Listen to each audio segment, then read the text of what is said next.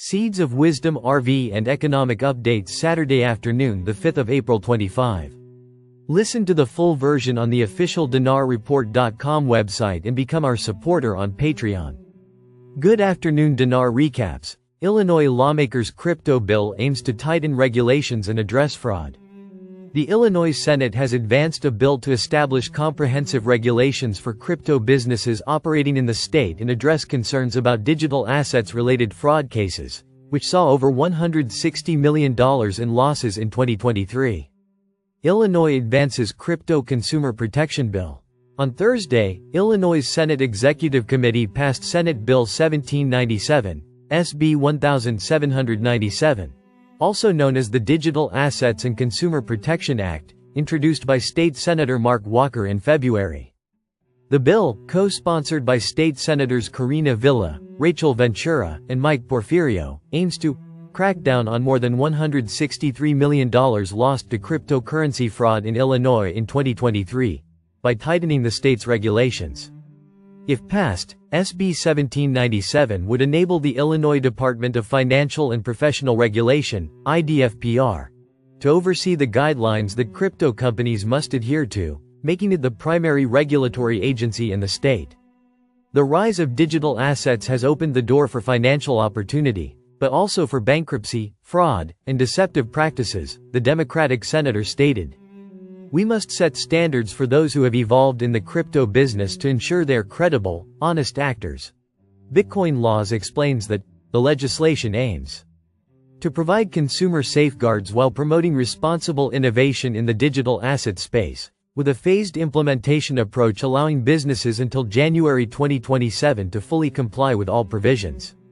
The bill grants the department significant oversight and enforcement powers, including the ability to investigate, levy fines, and take action against non-compliant businesses. Under the proposed legislation, the IDFPR could adopt rules to protect consumer assets and investors. Moreover, crypto companies must register with the IDFPR, provide disclosures, and prove they can satisfy payouts. Another provision requires companies to notify consumers of any charges or transfers of their digital assets and to build programs to reduce consumer fraud.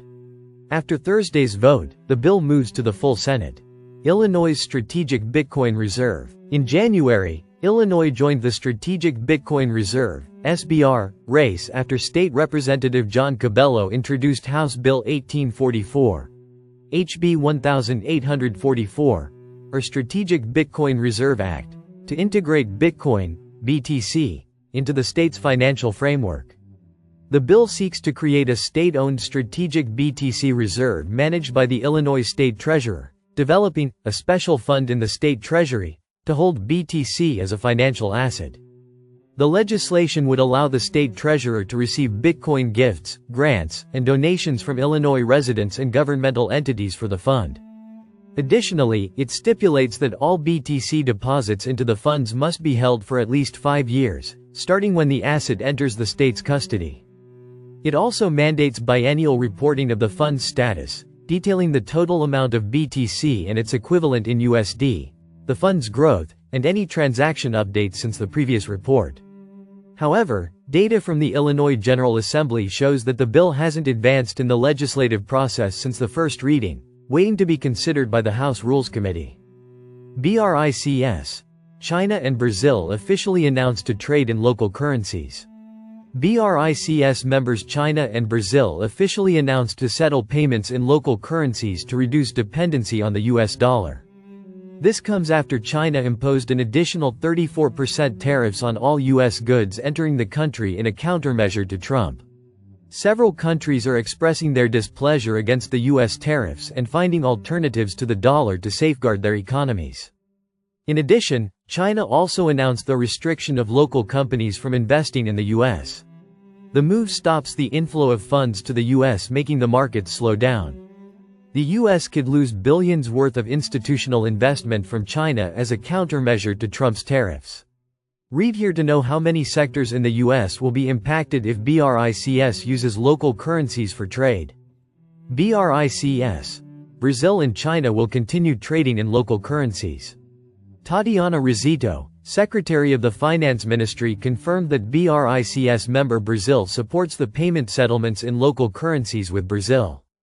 Rizito stressed that mutual payments between Brazil and China will increase, and simultaneously the reliance on the US dollar will decrease.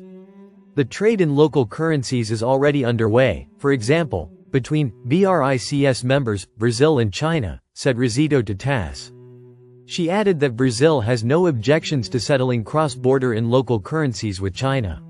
No obstacles exist to that on the side of Brazil, the official said. The secretary explained that settling trade in local currencies would reduce foreign exchange costs and boost their economy. Therefore, the goal of BRICS is to expand the use of local currencies in any way that will make it possible to reduce costs and will be of interest for the association's members, she said. She added that the new development bank, which aids BRICS with funds in local currencies, can transform the alliance. Opening of this bank reflects the aspiration of BRICS members to proactively participate in transformation of the economic and financial order, Rizito summed it up. Germany considers repatriating billions in gold from US amid tariff tensions. Germany is weighing the potential withdrawal of approximately 1,200 tons of gold, valued at over €113 billion, $124.41 billion. From the U.S. Federal Reserve in New York amid escalating trade tensions triggered by Trump's tariffs on the European Union, according to recent reports and political statements.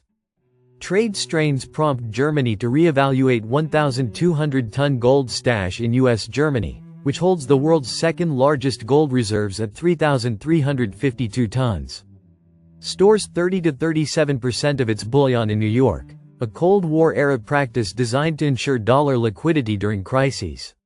The remainder is split between Frankfurt, 50%, and London, 13%.